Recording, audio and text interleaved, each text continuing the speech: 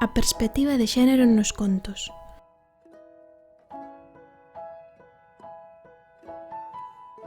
Os contos preséntanse como un elemento moi importante no proceso de ensinanza-aprendizaxe das nosas crianzas, pero non todos ofrecen unha visión igualitaria da realidade. Para escoller contos que potencien identidades de xénero igualitarias é necesario ter as pautas básicas. O primeiro que temos que pensar é na cuestión de sexo-xénero. É moi necesario, polo menos inicialmente, darnos conta de que a sociedade vainos construindo de acordo a certos modelos do que significa ser home ou ser muller. É unha construcción social e cultural. Xeralmente, recoñecemos os corpos como corpos masculinos ou femininos. Esa cuestión é máis biolóxica. E non nos damos conta de que esa bioloxía se relaciona cunha expectativa sobre aqueles papéis sociais que determinados sistemas atribúennos aos homes e ás mulleres polo feito de ser homes ou mulleres. Unha distinción que se adoita facer moi claramente deste tema é o concepto de representación. Cando pensamos en fregar pratos ou en recoller a mesa, xeralmente esta actividade asóciase ás mulleres. Cando pensamos en postos de dirección, na ciencia ou nos liderazgos, isto xeralmente asóciase a comportamentos masculinos. Obvio que ou masculino ou feminino non teñen que ser mundos separados, pero esta sociedade o que fai é decidir que homes e mulleres sigamos roteiros diferentes e isto é o que entendemos polo constructo sexo-xénero. Como se construe entón esta condición de ser home e muller? Pois a través de diferentes axentes de socialización, fundamentalmente a familia como axente de socialización primario, logo o sistema educativo e despois outros axentes de socialización como son os medios de comunicación, os grupos de iguais e actualmente as redes sociais. Dende que unha persoa nace, polo tanto, a súa identidade vaise construindo a través dunha serie de relacións que mantén con outras persoas. E hai toda unha serie de institucións de socialización que nos van ensinando cales son as normas, cales son os valores e cales son as expectativas que temos asociados a determinados roles de xénero. A socialización primaria é aquela que se produce dende os primeiros instantes de vida do ser humano, a través, fundamentalmente, do pai e da nai, da familia de convivencia. É importante que pensemos que os que estamos vehiculando son modelos de xénero que vai adquirindo o neno e a nena en eses primeiros momentos. Paralelamente, o sistema educativo vai tamén conformando estas identidades de xénero e o resto de axentes de socialización reforzan os modelos, as películas, os xogos, a multiplicidade de redes sociais, van reafirmando esta condición de ser home e de ser muller. O papel dos medios de comunicación é importantísimo como elemento socializador. O que vemos é que os modelos están moi estereotipados. Pensemos na publicidade de hoxe en día, ou no cinema máis comercial. Vemos que seguen sobrevalorando imaxes masculinas e infravalorando as imaxes femininas. Debemos traballar na conformación de identidades de xénero non estereotipadas dende os primeiros anos de vida. E aquí entra como moi importante o tema da literatura infantil. Por que é tan importante a literatura infantil? Porque é unha vía de expresión e de ofrecemento das alternativas con respecto a modelos, actitudes e valores máis tradicionais da sociedade. Os contos fan crecer a nosa imaxinación e impulsan a creatividade e pensamento abstrato. Hai moitos beneficios, realmente, dunha lectura de contos dende unha idade temperá. Canto antes os libros formen parte da vida do neno ou da nena, pois evidentemente moito mellor. O hábito lector é moi importante, sobre todo nunha época onde está predominando moito máis a seducción do audiovisual. Seguramente que nos damos conta da potencia que poden ter estas redes como Instagram, TikTok. Fronte a elas, temos que poñer en valor a importancia do conto, pero sobre todo do conto coeducativo. Hai infinidade de autoras e autores que traballan nesta importancia que teñen os contos para a configuración de identidades de xénero máis coeducativas.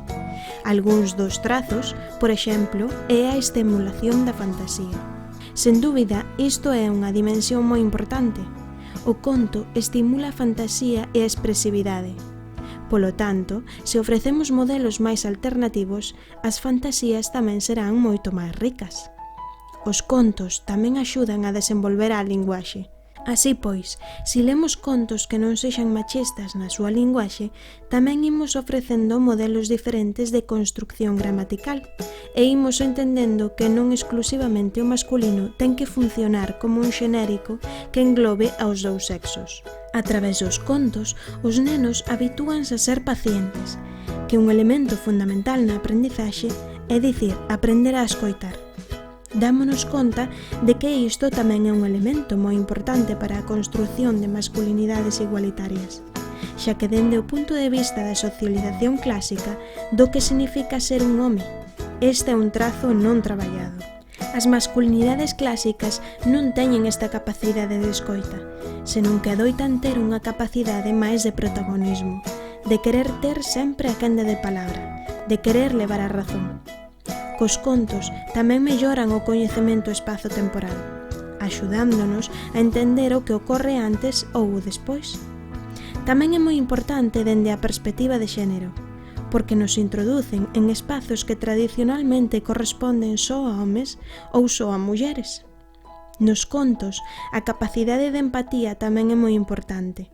E aquí, dende o punto de vista das masculinidades, é tamén moi necesaria. Debemos dar relatos que axuden aos homes a poñerse no lugar das outras persoas, por exemplo, dende o punto de vista dos coidados. Non só daquel protagonismo da virilidade, da forza, da valentía, daquelas cuestións máis relacionadas con aquelas masculinidades máis tóxicas. A transmisión de valores, como pode ser a amizade, a honestidade, son tamén moi importantes desta construción de masculinidades disidentes. Temos que ofrecer relatos onde os homes sexan sensibles, modestos, honestos, en definitiva, onde nos presenten a homes tamén diverxentes con respecto a aqueles relatos máis clásicos. Finalmente, o tema de identificar emocións é un valor moi importante nos contos infantís, porque é necesario romper con aqueles relatos que identificaba o amor dende o punto de vista romántico, o desexo de conseguir a ese príncipe azul. Compre introducir outra variedade de emocións diferentes.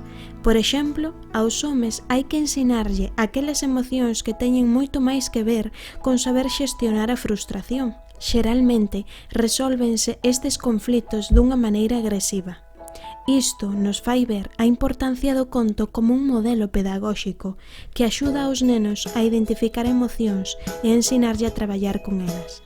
É importante rescatar o tempo de lectura que van a pasar co pai e coa nai, como momentos máxicos que facilitan a axudar aos fillos e fillas a afrontar retos e medos cunha visión moito máis ampla e a resolver problemas. É dicir, que o conto, a través das súas fantasías, nos axuda a ter constancia de que debemos xestionar dunha maneira determinada os nosos medos e as nosas angustias. Hai que buscar ese tempo para contar contos, e seguramente o conto vai axudar a incrementar comunicación e confianza cos nosos fillos e fillas.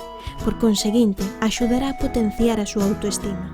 É necesario darlle unha importancia vital dende o punto de vista de identidades de xénero diversas.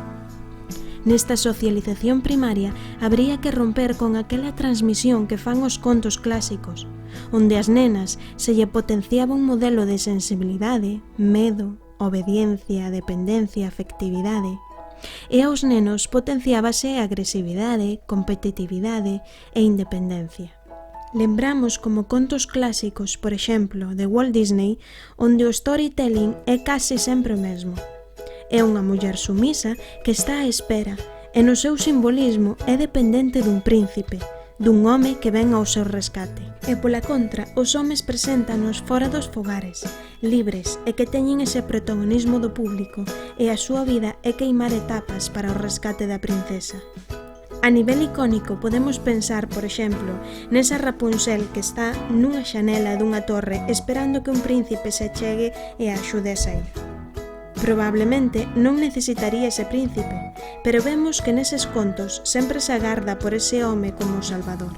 e as figuras vinculadas ás mulleres están moi relacionadas co tema da maldade. Hai toda unha iconografía das bruxas malvadas. Seguro que lembramos, por exemplo, a bruxa de Brancaneves ou as hermanastras de Cincenta. É dicir, esa maldade das mulleres con respecto a outras mulleres, este feito non ocorre con personaxes masculinos. Os contos clásicos soen ter uns contidos moi vinculados, por unha parte, ás mulleres no ámbito do fogar e aos homes a actividade produtiva. As mulleres a debilidade e a pasividade, mentres aos homes a forza. Estereotipos que pasan do conto ao cine infantil e que está moi cargado destas identidades clásicas. Habería que romper eses estereotipos e introducir neste percorrido novos contos. É certo que o camiño que nos queda é longo, porque aínda hoxe non é tan doado atopar libros sen prexuizos e estereotipos que nos sitúan nesa sociedade dividida pola razón de sexo. Como nais e pais, como podemos saber cando un conto é coeducativo? Para elo, teríamos que realizar un análise de 3 elementos fundamentais: a linguaxe, as ilustracións e o contido. A linguaxe é fundamental. Quere dicir que temos que buscar contos onde se utiliza apropiadamente o masculino e feminino, xa que a tendencia aínda é englobar e facer do masculino o xenérico como vara de medir. Inicialmente, o neno e a nena identifícanse co seu sexo, e as nenas non se atopan englobadas nese masculino xenérico. Desgraciadamente, pola socialización diferencial en función de xénero, as mulleres van renunciando a esa cuestión de apropiarse co fundamento do feminino e van deixando que sexa o masculino o que prevaleza tanto para os nenos como para as nenas. A hora de elixir un conto é fundamental esta consideración. Ou ben empregar xenéricos, por exemplo, cando se fala de alumnos e alumnas, alumnado, ou cando se fala de profesores, profesoras, profesorado. Ou ben que se utiliza apropiadamente o masculino e o feminino. Non é unha cuestión menor. Pensamento e linguaxe teñen moita interrelación e, polo tanto, o pensamento fórmase en función da linguaxe. En canto ás ilustracións, debemos ter en conta que os personaxes masculinos e femininos teñan unha representación máis ou menos equitativa. Non pode ser que estean moi desequilibrados os personaxes femininos con respecto aos masculinos. Hai que ter en conta que non só a parte cuantitativa, senón a cualitativa. Temos que fixarnos nesas ilustracións onde aparecen as personaxes. As personaxes femininas aparecen en minoría, en situación exclusivamente estereotipadas de ámbito doméstico. E por outra banda, as personaxes masculinas aparecen en maioría, en situacións estereotipadas do ámbito extradoméstico, ou non. Hai que buscar ilustracións que representen non só imaxes tópicas, senón imaxes diverxentes. Por exemplo, unha imaxe pode ser perfectamente un pai coidando dun fillo, facendo unha colada, poñendo unha lavadora. Unha imaxe non estereotipada de mulleres sería fora da casa, conducindo un camión, unha científica nun laboratorio ou pilotando un avión. A ilustración é moi importante porque os nenos e nenas non comezan lendo polas letras, senón polas imaxes. E a ilustración vai vehiculando simbólicamente un modelo de que significa ser home e muller. Por exemplo, un neno que salga chorando nun conto sería unha ilustración moi interesante porque non só as nenas choran, senón que tamén a sensibilidade é cousa de nenos. Unha nena activa e correndo sería moi interesante, xa que axuda a visibilizar que as nenas tamén son activas. Finalmente, os contidos, é dicir, a historia de que vai o conto. Moitas veces, as historias, cando tratan do fogar, aparecen claramente feminizadas. Igual acontece con imaxes relacionadas cos coidados, como o ensino primario ou a sanidade. A proposta é romper cos modelos de tal maneira que podamos ler contos que falen, por exemplo, do traballo doméstico ou dos coidados con figuras asociadas a imaxes masculinizadas. Igualmente, se falamos de ámbitos políticos ou de decisión, ámbitos científicos, ámbitos do público, buscar contos no que as historias teñan como protagonistas as mulleres ocupando eses postos de responsabilidade. isto non é anecdótico. É moi relevante no sentido de que a historia que sempre nos contaron, dende o punto de vista do protagonismo, está vinculada ás masculinidades. E esa outra intrahistoria, que a historia do coidado, aparece moi vinculado ao ámbito das mulleres. Polo tanto, temos que romper esa concepción a través do conto infantil. En resumo, as 3 ideas básicas á hora de escoller un conto coeducativo sería realizar unha análise dunha linguaxe non sexista, unhas ilustracións que sexan equilibradas, tanto no ámbito doméstico como no ámbito extradoméstico, e uns contidos ou historias que rompan con os estereotipos clásicos. Pasamos a exemplificar isto con algúns contos. A nosa recomendación inicial de contos coeducativos parte de 2 autoras, Adela Turín e Nela Bosnia, que xa fai moitos anos comezaron a ofrecernos estes contos alternativos. A primeira proposta é Arturo e Clementina. Este conto preséntase a través dunhas fermosas viñetas, unha historia de 2 tartarugas, unha tartaruga macho e outra femia, que teñen unha relación tóxica. No transcurso da historia vanse representando uns roles moi tradicionais, do que significa ser home e muller. Digamos que a muller se vai privando da súa independencia e a través do seu caparazón vai collendo unha serie de cargas que lle vai colocando Arturo en riba dela. De tal maneira que ela, cada vez, vaise sentindo moito máis triste e asumindo moitas máis tarefas do fogar. Mentres que Arturo está sempre fora da casa. A seguinte ilustración, que tería moito do que falar con nenos e nenas, amósanos todas esas cargas que vai asumindo Clementina ao longo da súa relación. Digamos que aquí a metáfora é todo o que vai aparecendo encima do caparazón de Clementina. Avanzando o conto, un día Clementina saíu do seu caparazón e libérase das súas cargas. Di que aquela vida non podía seguir máis tempo. Saleu sigilosamente da casa e deu un paseo. Foi moi fermoso, pero moi curto. Arturo volveu á casa para o almorzo e debía atopala esperando, como sempre. Sería o rol clásico do que se supón que tería que facer a muller. Esta, ao coñecer a súa liberdade, decide saír definitivamente da casa e abandona o todo. O conto remata dunha maneira moi bonita, porque dinos ao final que as tartarugas viven moitísimos anos e é posible que Clementina siga viaxando feliz polo mundo. É posible que toque a frauta e faga fermosas acuarelas de plantas e flores.